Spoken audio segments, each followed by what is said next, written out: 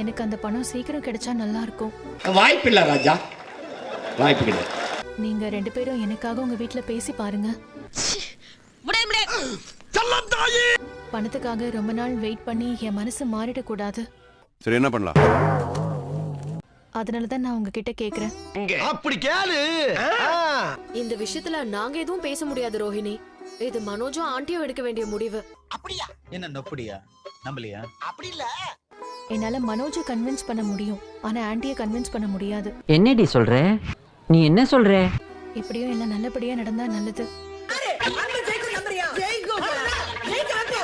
நான் உங்களை விட்டு பிரிஞ்சு போயிட்டாலும் நீங்க என்ன மறந்துடக்கூடாது. நீங்க என்ன ஒரு உறவா ஏத்துக்கலனாலுமே ஒரு ஃப்ரெண்டா ஏத்துக்கணும். ஓ, நீ அப்படி வரியா? உங்க பிசினஸ் எப்படி போயிட்டு இருக்கு ரோஹிணி? ஏதோ போயிட்டு இருக்கு, பரவாயில்ல. கதைய கேளு தாய் குலமே. கிறிஷோட ஸ்கூல் ஃபீஸ் கட்டுறதுக்கும் அம்மாவோட மெடிக்கல் எக்ஸ்பென்ஸ்னு ஏதோ அப்படியே சமாளிச்சிட்டு இருக்கேன். இதுக்கு மேல தாங்க முடியாது குருநாதா. மறக்காம சர்ப்ரைஸ் பண்ணுங்க. Thank you.